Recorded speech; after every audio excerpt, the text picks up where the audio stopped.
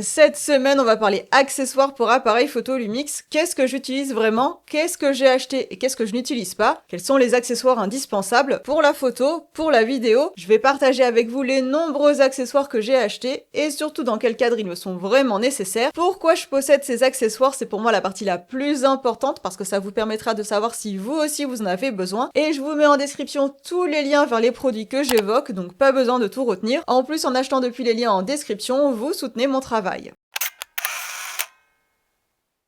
Premier accessoire indispensable, et qui n'a rien d'accessoire, c'est la carte mémoire. On a plusieurs types de cartes mémoire, carte SD UHS1, UHS2, micro SD et carte CF Express. On peut aussi enregistrer sur disque dur SSD avec certains Lumix. Et les questions qui reviennent souvent sont les suivantes. Est-ce qu'il faut acheter une carte UHS2 ou est-ce qu'on peut se contenter d'une UHS1? Et est-ce que la carte CF Express est vraiment indispensable? Je vais vous surprendre, moi j'ai principalement des cartes SD UHS1, ça me suffit amplement pour les photos du quotidien, c'est-à-dire quand je n'ai pas besoin de photographier en rafale. Et pour la vidéo aussi, ça me suffit amplement, plus précisément pour les prises vidéo en 4K jusqu'à 50 images par seconde, en long op, en MPK ou en Move. Je filme même en 6K OpenGate avec ces cartes. Plus précisément, j'ai les Extreme Pro de SanDisk depuis des années. J'ai acheté mes premières cartes de cette gamme à l'époque du Lumix G9 et je les ai toujours. Ce sont des cartes avec une bonne vitesse d'écriture parce qu'elle est d'environ 90 mégaoctets par seconde.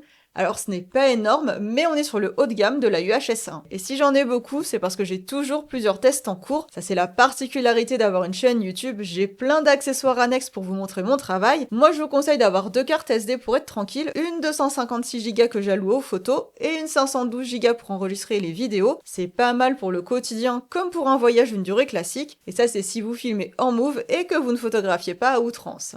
L'inconvénient des cartes UHS1, c'est que si on photographie en rafale, on va attendre plus longtemps que le boîtier écrive les photos sur la carte. Non seulement c'est pénible, mais le risque aussi est grand de rater un moment intéressant. Pour les fois où je photographie en rafale, j'ai donc aussi des cartes SD UHS2, toujours des SanDisk Extreme Pro, et ces cartes, je les réserve pour mes appareils photo Lumix qui ont une bonne cadence rafale et avec lesquels je ne peux pas enregistrer ni sur disque dur SSD ni sur carte CF Express. Par exemple, pour mon Lumix S9, j'ai une carte SD UHS2. Pour le Lumix S5 II aussi, je conseille d'avoir une carte SD UHS2 si on veut profiter au mieux de la rafale de ce boîtier. Et si ces histoires de cartes ne sont pas claires pour vous, j'ai une vidéo sur les cartes mémoire que je vous mets en description. On m'a aussi demandé si une carte CF Express de type B était un achat indispensable pour les appareils photo Lumix compatibles avec ce type de carte. Alors si vous venez de dépenser 3000 € dans votre boîtier tout beau, tout neuf et que vous avez une carte SD, même UHS1, vous pouvez attendre avant d'acheter une carte CF Express parce que oui, ce type de carte coûte cher. La carte CF Express a des vitesses d'écriture bien plus rapides et ça change clairement la donne. J'ai pu m'en rendre compte en comparant le Lumix S5 IIX et le Lumix S1 IIe. Ayez bien conscience que le niveau de performance de votre boîtier peut être différent selon le type de carte qu'on insère. On n'aura pas la même rapidité d'écriture pour nos photos et parfois certaines qualités d'enregistrement vidéo ne seront disponibles que sur la carte CF Express.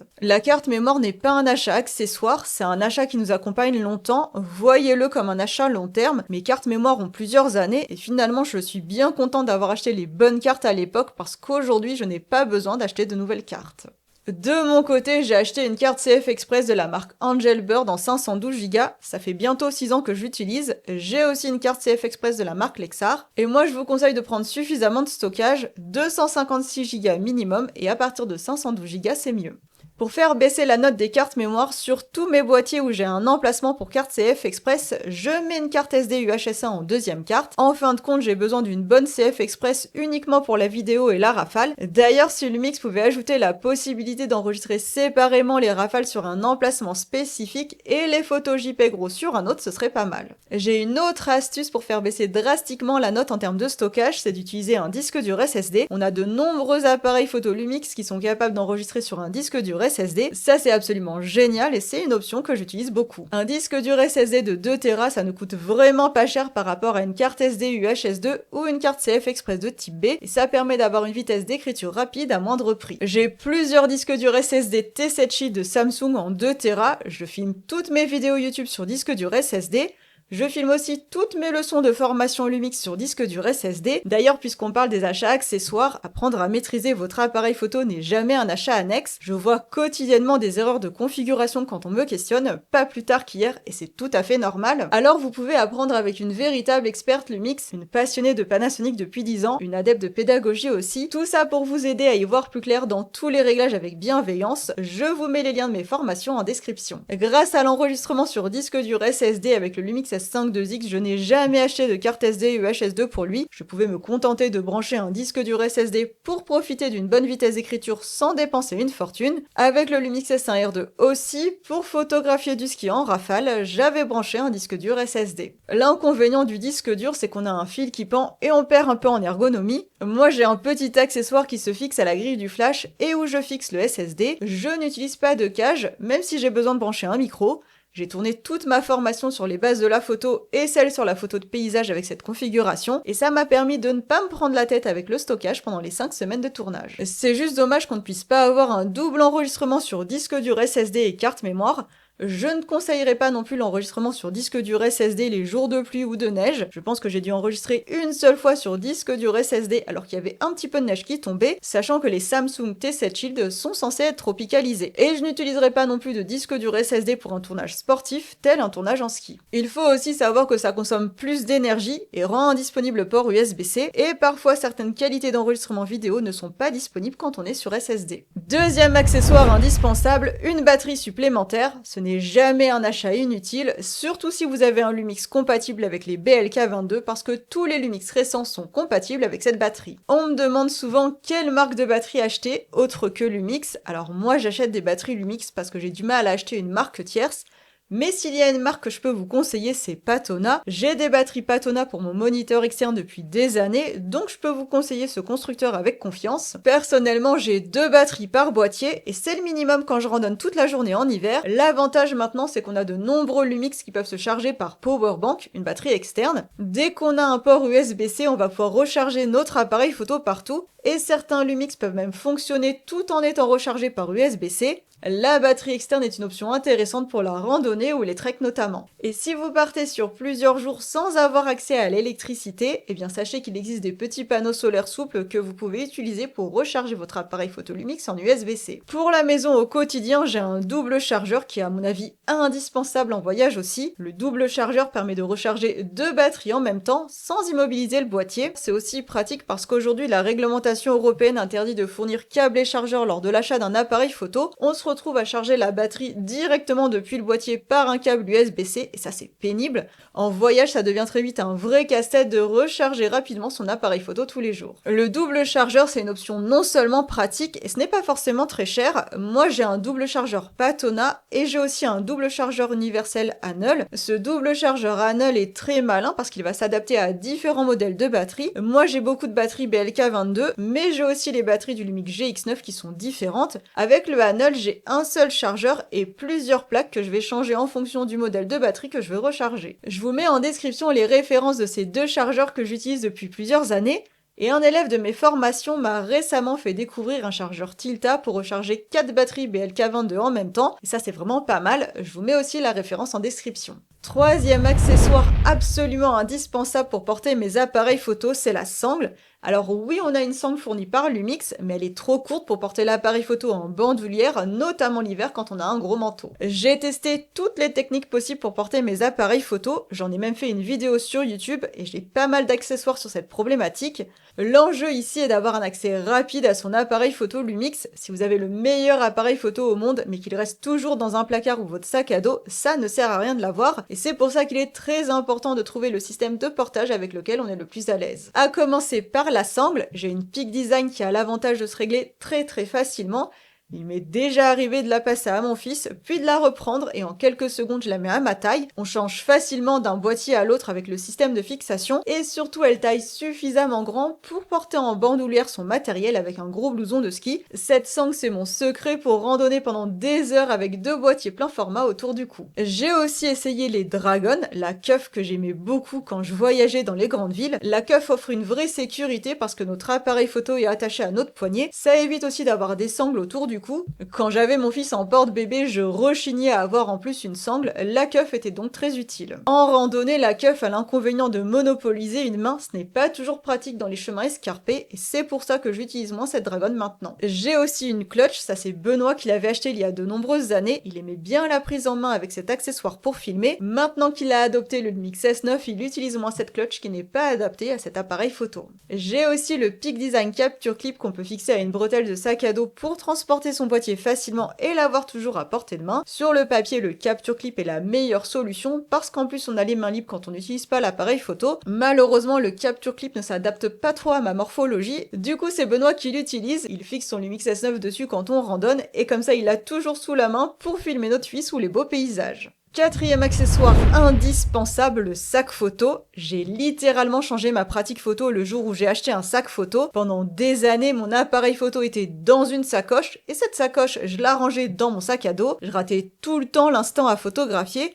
Quand je voyageais, j'avais la sacoche autour du cou, l'appareil photo bien rangé, et puis mon fils est arrivé, entre le porte-bébé, le sac à dos, la sacoche avec l'appareil photo et les langes, il a fallu rationaliser tout ça. C'est là que j'ai opté pour le sac photo, et j'ai jeté la sacoche, j'ai soit l'appareil photo autour du cou, soit l'appareil photo dans le sac photo, avec un accès rapide à mon appareil. Tout l'intérêt d'un sac photo réside justement dans les trappes d'accès rapide, sinon ça n'a pas grand intérêt.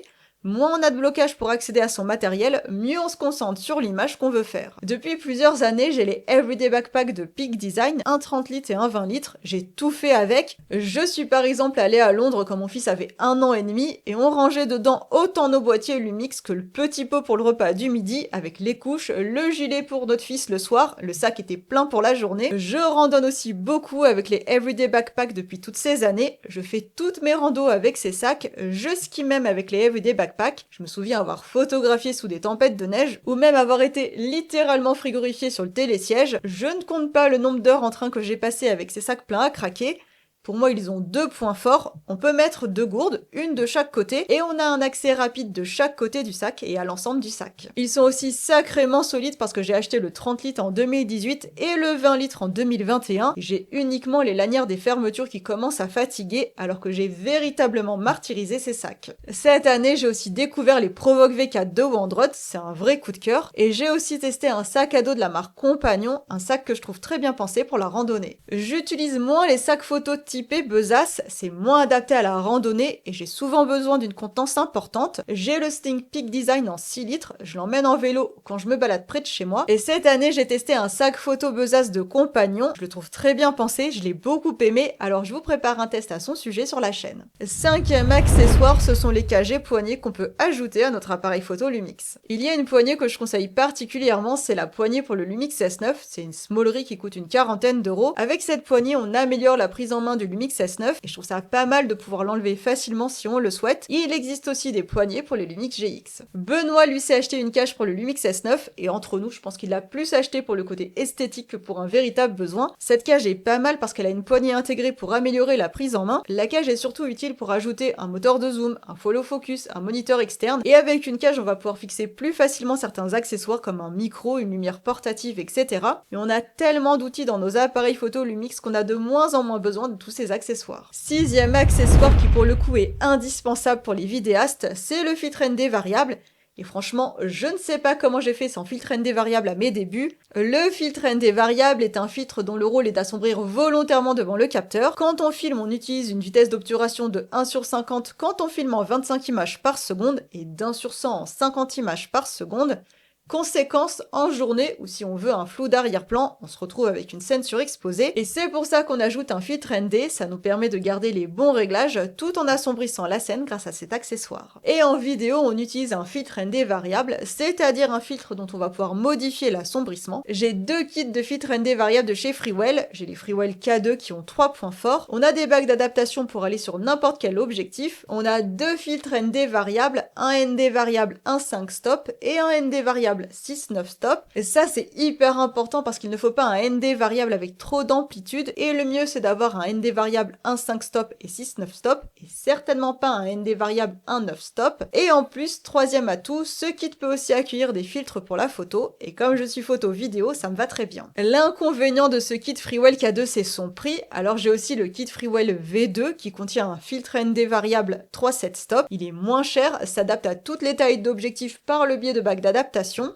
Mais il a deux inconvénients, il ne couvre pas le 1-2 stop et le 8-9 stop, et dans mes conditions de luminosité en montagne, ça me gêne régulièrement. Deuxième inconvénient, il n'aime pas le froid, et forcément pour chez moi c'est gênant. Je me suis déjà retrouvée dans la situation où il était impossible de tourner le filtre à cause du froid, et c'était pile au moment où je voulais filmer rapidement un plan, alors qu'une télécabine montait. Je vous mets ces packs de filtres ND variables dans la description, et sachez aussi que je viens d'acheter les kits de filtres magnétiques de chez Nizzy. J'ai opté pour le pack avec un ND variable un 5 stop et un 16 stop pour faire le complément 6-9 stop. Je vous ferai un test sur la chaîne parce que je suis très curieuse de les tester en hiver, mais je vous mets déjà la référence en description. Les filtres ND variables, ça concerne plutôt les vidéastes. En photo, on va plutôt opter pour des filtres ND fixes pour les poses longues. Pendant longtemps, j'ai eu des filtres protecteurs, ce sont des filtres sans aucun effet. On a juste du verre pour protéger la lentille de notre objectif. Moi, comme je suis plutôt stressée, j'en ai eu pour tous mes objectifs, surtout en randonnée. Maintenant, j'ai pris le parti de ne pas avoir de filtre devant la lentille de mon objectif, ça me permet d'être certaine de tester correctement la qualité d'image du matériel. Je n'ai pas de filtre UV, je trouve que ça ne sert à rien. Je n'ai pas non plus de filtre polarisant. Le filtre polarisant est intéressant pour empêcher les reflets dans les vitres. Et regardez bien du côté des packs de filtres ND parce qu'on va avoir des filtres polarisants qui seront fournis. Filtres polarisants qu'on appelle aussi CPL. De mon point de vue, les filtres qui sont indispensables en photo, ce sont les filtres ND, et particulièrement pour faire de la pose longue en journée. Les filtres ND ont pour but de venir obscurcir devant le capteur. Quand on fait une pose longue, on fait entrer beaucoup de lumière dans le capteur, et si on ne fixe pas un filtre ND, on se retrouve avec une photo surexposée. Pour la pose longue, j'ai donc un kit de filtres ND avec un ND8, un ND64 et un ND1000. C'est un pack de filtres carrés de chez KF Concept avec une bague d'adaptation pour se fixer à n'importe quel objectif. Ce pack a un coût assez raisonnable et ça permet d'aller plus loin dans sa pratique photo. Je vous mets le pack dans la description ainsi que mon test et je vous mets aussi mon guide complet sur les filtres. Huitième accessoire, le stabilisateur. Est-ce que je suis pour ou contre le stabilisateur en vidéo ?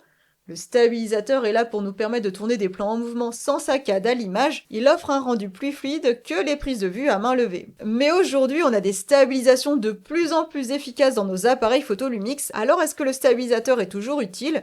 Je dois dire que ça dépend du type de prise de vue que vous faites. Si je prends mon exemple, quand je suis en randonnée, je n'ai jamais un chemin bien plat. Le stabilisateur m'assure d'avoir des plans stables même quand le terrain ne permet pas de l'être. Le stabilisateur reste aussi indispensable pour filmer en étant en mouvement rapide. Typiquement pour filmer en courant, pour filmer en skiant, il faut un stabilisateur. Dans ma pratique, je ne me sers pas souvent du stabilisateur et je pense que ça s'adresse avant tout à tous ceux qui filment en mouvement. Pour autant, j'ai le DJI RS3 Mini. Il va très bien avec le Lumix S9 ou même un S5 II avec une focale fixe à f1.8. Si on a un objectif plus gros, il vaut mieux partir sur la gamme au-dessus. Benoît, lui, s'était acheté le RS2 Pro il y a plusieurs années maintenant. Ça permet de fixer sereinement un Lumix plein format ou encore un S1 II ou S1 R2 sur un stabilisateur plus costaud. Que l'on soit photo ou vidéo, le trépied est bien souvent un accessoire indispensable, même si lui aussi, on en a de moins en moins besoin. Pour la photo, j'ai un trépied que j'emmène uniquement pour faire de l'astrophoto ou de la pose longue. Le trépied évite ainsi d'avoir des photos floues. Il m'arrive aussi d'emporter un trépied quand je photographie avec un super zoom et que je sais que je vais rester longtemps sur un même spot. Comme ça, je fixe mon boîtier sur le trépied et moi je peux rester à côté en attendant les marmottes par exemple. Le trépied est aussi un accessoire bien utile pour pratiquer l'autoportrait. En vidéo, j'ai un trépied pour tous mes faces caméra, que ce soit pour ici en bureau comme pour me filmer en extérieur.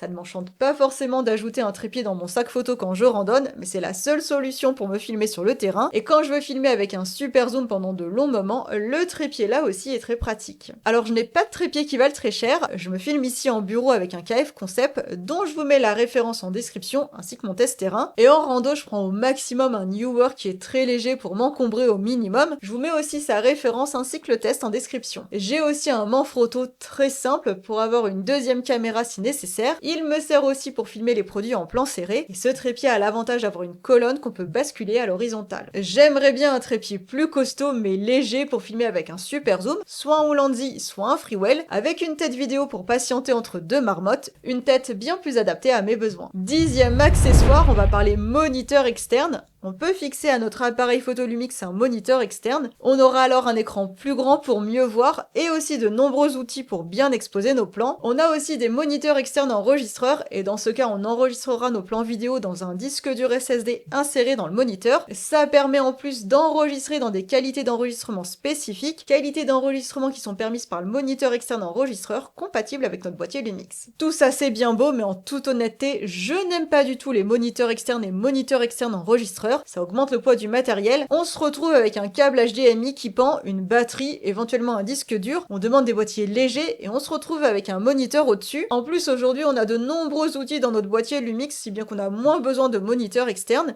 Et on peut aussi relier notre smartphone à notre appareil photo Lumix, et là on peut avoir un écran plus grand, et même retrouver certains outils d'exposition grâce à l'application Lumix Flow. Je suis quand même obligée d'avoir un moniteur externe et enregistreur, un Ninja 5 Plus d'Atomos. Il me permet de vous montrer tout ce que je vois dans l'appareil photo quand je fais mes tests terrain. Ça fait partie des accessoires qui me sont indispensables pour créer mes vidéos YouTube. Certes, je pourrais le faire avec Lumix Flow, mais pour des sujets aussi sensibles que la rapidité de l'autofocus, je préfère rester sur une liaison HDMI plutôt que sur du Wi-Fi. Hormis ce cas précis, je pense qu'aujourd'hui, on n'a pas la meilleure caméra dans notre poche, mais le meilleur moniteur externe. Notre smartphone est un écran de qualité qui est très utile pour photographier et filmer depuis notre appareil photo. Avec les applications comme Image App, LumixSync et surtout Lumix Lab et Lumix Flow, on peut voir notre scène depuis notre téléphone, déclencher depuis notre téléphone et bénéficier d'un grand écran, tout en profitant de toutes les capacités de notre appareil photo. Pour ça, j'ai une fixation que je mets sur la griffe du flash de mes Lumix, comme ça j'ai mon téléphone au-dessus de mon boîtier, c'est bien plus léger qu'un moniteur externe, c'est aussi bien plus simple à installer et aussi à désinstaller, on a juste à déclipser le smartphone et on se retrouve avec un setup à peu près normal. 12e accessoire qui pour le coup n'a rien d'accessoire quand on veut se lancer dans la vidéo, c'est le micro.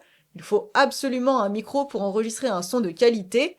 C'est évidemment indispensable pour du face caméra, de l'interview, du podcast, toutes les fois où on veut enregistrer une voix. Il existe pas mal de types de micros, et si j'ai commencé sans micro, je commence à en avoir quelques-uns maintenant. J'ai tout d'abord un micro Canon, un Rode Video Mic, c'est un petit micro qu'on va fixer sur la griffe de flash de notre appareil photo et je vais l'utiliser pour capter l'ambiance, par exemple quand je filme pendant les fêtes. J'ai aussi et surtout les micros sans fil, les Rode Wireless Go 2, je les ai depuis plusieurs années, ils m'ont servi pour les vidéos YouTube jusqu'à peu et je les avais choisis parce que je pouvais à la fois tourner en bureau avec un micro cravate et tourner en extérieur. Leur avantage est d'être des micros sans fil sur batterie, ça s'adapte bien à des prises de vue sur le terrain. Depuis un an, j'ai aussi les DJI Mic 2, ça me permet d'avoir 2 jeux de micro afin d'être certaine de pouvoir tourner toute une journée. Ça permet aussi de pallier au risque de défaillance, et surtout les DJI Mic 2 sont compatibles avec mon Osmo Action 5 Pro. J'ai acheté il y a quelques mois le module XLR2 de Panasonic, c'est un outil qui permet de brancher un micro XLR et d'enregistrer un son en 32 bits avec certains boîtiers Lumix. Je voulais un son de meilleure qualité pour mes vidéos YouTube, et j'en avais aussi marre des batteries à recharger tout le temps avant de tourner, alors j'ai acheté ce module auquel je branche mon micro Rode PodMic, et je peux tourner à tout moment avec un son de qualité. Le seul inconvénient c'est que pour le coup, oubliez le sans fil, j'ai un fil qui traîne dans la pièce. Je pense que si on doit acheter un seul micro externe, il faut prendre des micros sans fil, soit les Rode Wireless Go, soit les DJI Mic. Dans tous les cas, ils s'adapteront à n'importe quelle situation de prise de vue. En photo, il y a un accessoire que j'aime beaucoup, c'est le flash. On cantonne souvent le flash aux prises de vue en basse lumière, alors que pour moi le flash c'est surtout l'ouverture vers une toute autre pratique photo. Oui, le flash Cobra est très pratique pour photographier en basse lumière. Quand on peut fixer un flash Cobra sur un Lumix Micro 4 tiers, on n'a que faire de la basse lumière, la montée en ISO n'est plus un problème, et on peut aussi explorer une toute autre palette de la photo en débutant la photo studio avec des flash Cobra qu'on peut positionner en déporté grâce à un déclencheur à distance. J'ai découvert un monde à part quand j'ai acheté mon premier flash Cobra, le Godox V1. Depuis, c'est mon flash attitré quand vient les fêtes de fin d'année, mais c'est aussi un flash avec lequel je peux faire de la photo studio. Il peut paraître cher, mais il vous accompagnera longtemps. J'ai aussi le Godox V860 Mark III et le Godox V1 Pro parce que j'aime énormément la gamme V1. J'ai aussi un déclencheur à distance qui est indispensable pour utiliser ces flashs en déporté. Et ces flashs, je vais autant les mettre sur un Lumix GX9 que sur un Lumix S1R2. On a les mêmes flashs qui sont compatibles avec tous nos Lumix tant qu'on achète la bonne version. Je vous mets les références de mes flashs dans la description, je vous mets aussi un long guide d'achat sur la photo studio à la maison, C'est une super activité pour les jours de mauvais temps qu'on passe chez soi. Et pour les jours de mauvais temps où vous avez envie de filmer ou photographier dehors, n'hésitez pas à opter pour une protection pluie si votre appareil photo n'est pas tropicalisé. Il existe différents modèles de protection afin de pouvoir sortir votre Lumix même s'il y a de l'humidité dans l'air. Moi j'ai une protection de Peak Design, ce n'est pas la plus pratique, mais ça fait le job. J'en ai testé 2 autres, une protection de chez Newer et un parapluie pour appareil photo. Je ne savais même pas que ça existait, mais c'est plutôt pas mal. Ces protections permettent de partir serein quand on a un Lumix S9 ou un Lumix GX et qu'on sait qu'on risque de rencontrer du mauvais temps. Si vous cherchez une idée de cadeau à demander à vos proches, je pense qu'une petite imprimante est le 15e accessoire que je peux vous conseiller. J'ai une Canon Selphy CP1500 qui imprime en 10 par 15. Elle est petite, ludique, abordable et je trouve qu'imprimer ses photos ça fait partie du processus photographique. Bien sûr, il y a des imprimantes plus grandes qui permettent d'aller jusqu'au format A3. Je vous mets quelques références en description. C'est quand même plus encombrant qu'une petite imprimante thermique en 10 par 15. Bien sûr, vous n'avez pas besoin d'acheter tous ces accessoires en même temps. Notre liste d'accessoires, c'est un peu comme notre parc d'objectifs. On l'a construit au fur et à mesure, en fonction de la manière dont on évolue aussi. Bien sûr, une carte mémoire pour le stockage, une seconde batterie et un sac photo sont un vrai plus. Pour le reste, piochez en fonction de votre pratique. J'ai vraiment essayé de vous dire à chaque fois dans quel cadre est-ce que j'utilise tel ou tel accessoire. Mon but était de vous aider à savoir ce dont vous avez besoin en fonction de votre pratique. Je vous ai mis tous les liens de tous les produits que j'évoque en description. Vous pouvez soutenir mon travail en achetant après avoir cliqué sur ces liens. Vous avez aussi le code créateur Nadia chez ipln.fr. Ça ne vous coûte rien, mais ça permet de faire vivre cette chaîne. Moi, je vous donne rendez-vous dans une formation ou la semaine prochaine sur YouTube.